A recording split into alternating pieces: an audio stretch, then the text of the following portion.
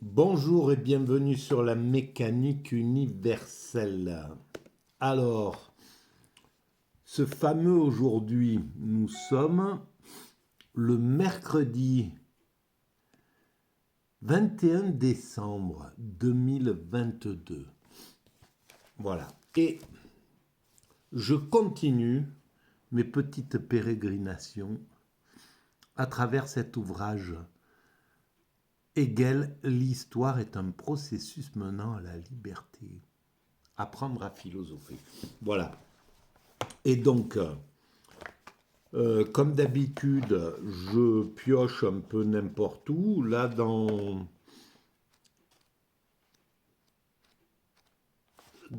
pour cette vidéo,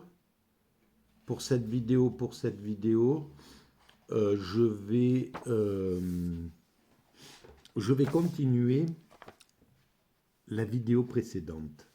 L'histoire a-t-elle une fin? Et d'ailleurs, je vais ensuite cocher cette partie. Voilà.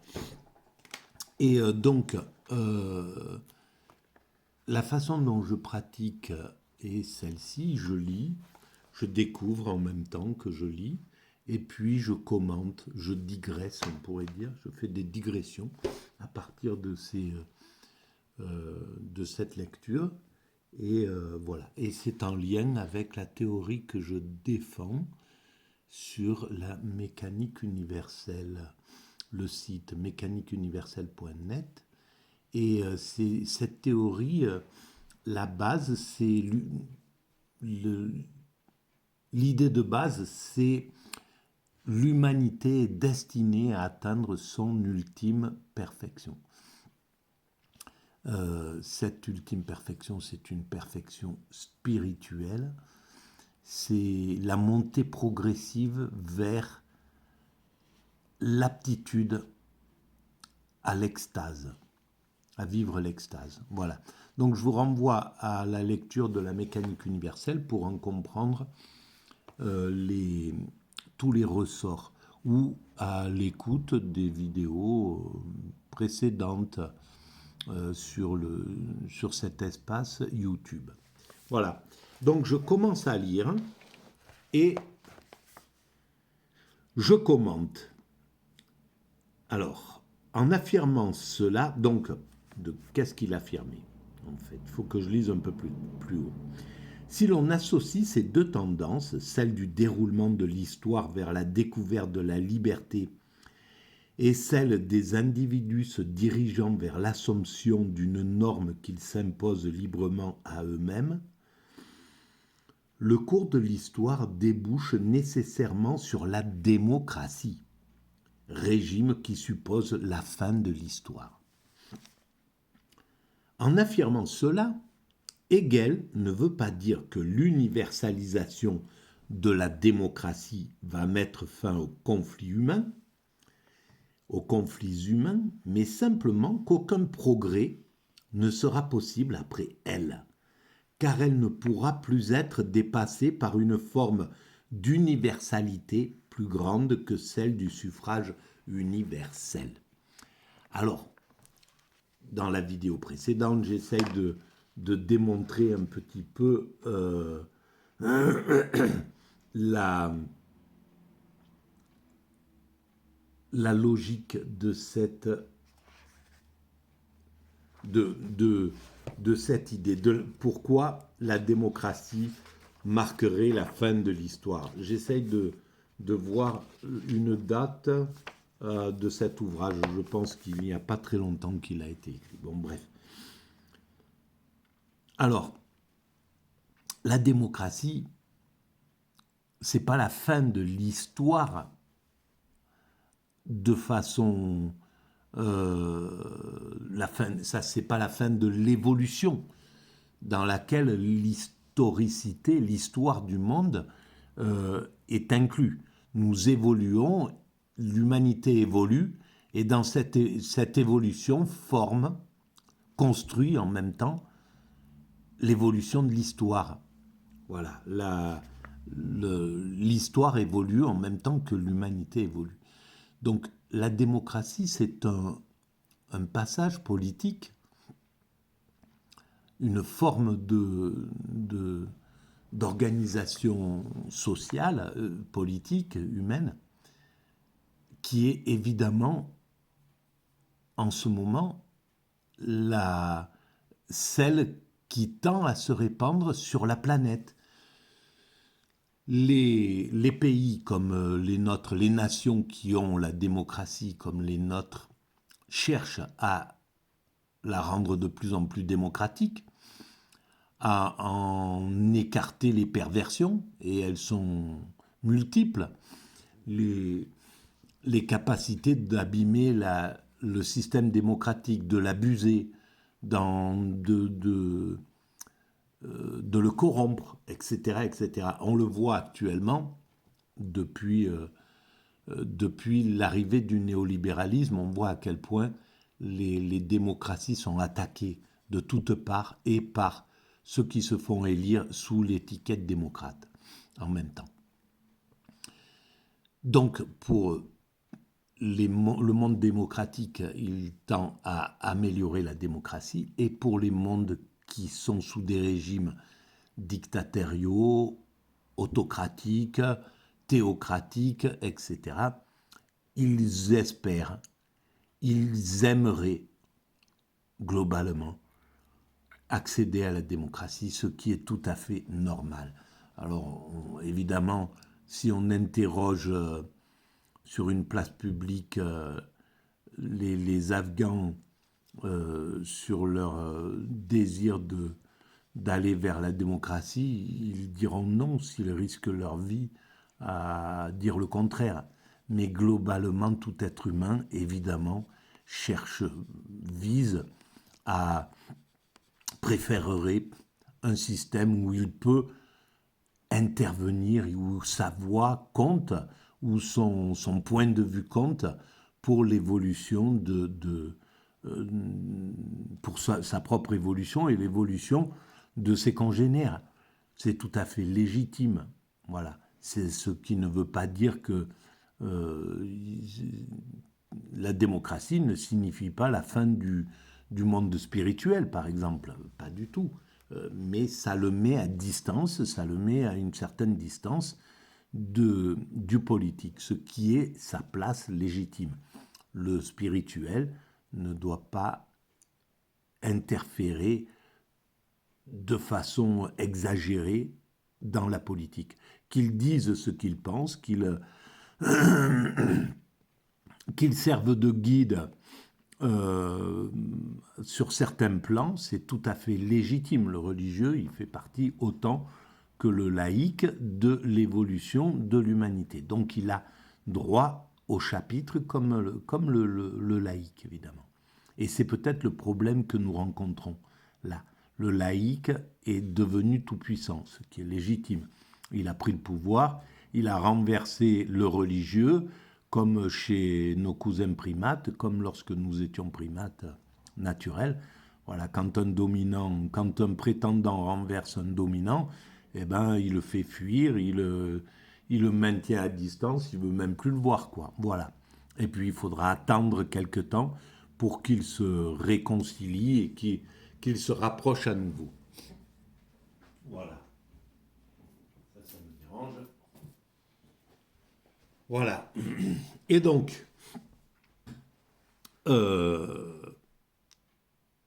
et alors, ce qui veut dire que l'humanité, le monde démocratique a la charge d'aider les mondes non démocratiques, donc la partie des humains qui n'accèdent pas à la liberté, qui n'accèdent pas au système politique novateur, etc., de les aider à aller dans ce sens-là, à s'émanciper, etc. Mais on a vu jusqu'à présent que on a essayé, l'Occident a voulu imposer la démocratie par l'autorité, par la force, et on voit à quel point c'est désastreux, tout simplement parce que la force, elle est pas bienveillante, réalité. C'était une force dominatrice, c'était une force arrogante, c'était une force méprisante, c'était pas une force intelligente, c'était une force corruptrice, c'était une force qui acceptait la corruption pour pouvoir profiter voilà, quand l'Occident, l'OTAN a mis un système politique en Afghanistan en place, il n'a pas du tout surveillé son pouvoir corrupteur. Il s'en est foutu. En fait, il a utilisé ce pouvoir corrupteur. Donc, l'Occident est aussi responsable que les corrompus, les pouvoirs corrompus d'Afghanistan qui se sont succédés jusqu'à dégoûter le peuple de rester en démocratie et d'appeler encore une fois le système taliban. Donc c'est quand même... Il y a une grosse responsabilité de l'Occident dans le mauvais... ces vraies mauvaises relations avec le monde émergent. Nous sommes soit des prédateurs, soit des méprisants, soit des laxistes. En tout cas, on n'est pas des hommes responsables, des humains responsables et qui prennent à cœur avec responsabilité le fait de pouvoir aider les populations à se développer correctement. Voilà, et c'est le pouvoir occidental qui est misérable à ce niveau-là, parce que le peuple occidental qui est parti aider, par exemple, en Afghanistan, faire le maximum pour transmettre tout ce qu'ils avaient à transmettre, ils n'ont pas été épaulés par les politiques qui se sont rangés du côté des corrupteurs et qui ont laissé faire, etc. Donc, il y a un problème au niveau des dominants occidentaux, des dominants démocrates occidentaux actuellement, qui ne font pas, qui ne rendent pas enviable la démocratie, l'idée de démocratie, les valeurs démocratiques, etc. Et ça, c'est un gros problème à l'échelle mondiale. Donc, je continue. En outre, il ne pense pas que la forme de l'État-nation, Hegel, puisse être surpassée par une république cosmopolite, une démocratie de dimension planétaire, comme Kant l'avait conçue. Donc je reprends. Hegel, en outre, ne pense pas que la forme de l'État-nation puisse être surpassée par la république cosmopolite, une démocratie de dimension planétaire comme Kant l'avait conçue.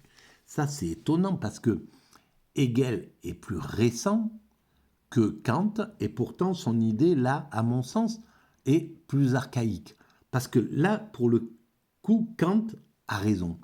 La République cosmopolite, la République universelle, ou la démocratie universelle, ou un système politique universel, c'est notre avenir. On passera forcément par ça. Alors, évidemment, et je pense que même pour Hegel, ça devait être difficile à percevoir comment on va maintenant, aujourd'hui, par exemple, si on y réfléchit, comment on peut passer du nationalisme de ce moment, en plus de réaction nationaliste, comment passer de ce moment de réaction nationaliste à un système universaliste, universel, ça va être très compliqué, évidemment. On se rend bien compte qu'il va falloir maîtriser nos propres réactionnaires, le système réactionnaire qui veut revenir, qui a même peur de l'Europe, qui veut revenir à un système national, en somme, qui veut faire du Frexit, voilà, du Brexit, un exemple complet en Europe et sortir et revenir en arrière, en somme.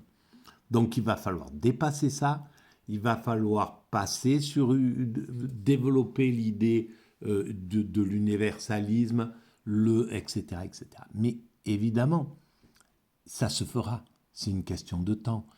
Peut-être qu'il faudra encore 50 ans, peut-être qu'il faudra encore 80 ans, peut-être 100 ans, peut-être 250 ans. Mais quoi qu'il arrive, l'humanité, je ne pense pas que ça mettra tant de temps, mais quoi qu'il arrive, l'humanité devra accédera à un fonctionnement universel. C'est clair, c'est une obligation selon moi, on ne peut pas y échapper en somme. Et c'est comme ça, comme l'humanité, il faut du temps pour faire admettre des nouveautés dans l'esprit humain. Voilà, le darwinisme, au tout début, personne n'aurait... Tout le monde s'arrachait les cheveux à écouter les idées du darwinisme.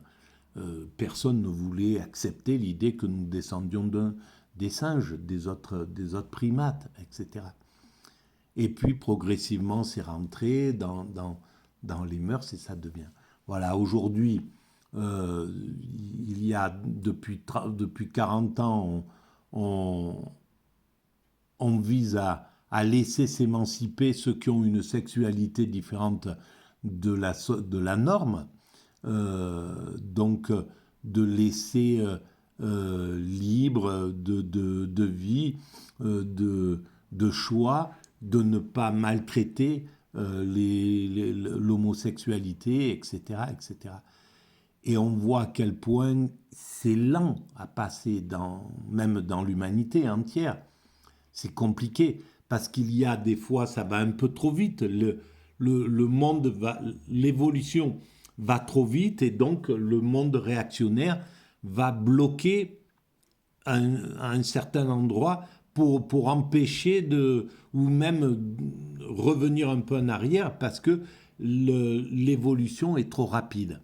Et évidemment, l'évolution, à mon sens, a été un peu trop rapide, mais bon, on peut, selon la place où on est, elle est trop rapide ou pas assez rapide, évidemment. Mais en tout cas, voilà, on voit que les mœurs, le changement de mœurs, le changement d'état d'esprit, le changement de conscience prend du temps. Il faut du temps pour faire évoluer l'humanité. Et donc l'humanité, là, pour aller vers une idée de système planétaire, il faudra encore peut-être 2, 3, 4 générations, mais on y arrivera. On voit bien maintenant le monde entier a un ordinateur, le monde entier est connecté au monde entier. Donc l'évolution des mœurs va se faire beaucoup plus rapidement qu'on aurait pu l'imaginer avant. Voilà.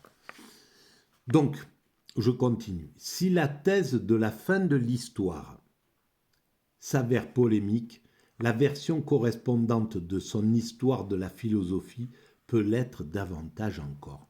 Et là, je vais arrêter là et je vais refaire une vidéo dans la foulée.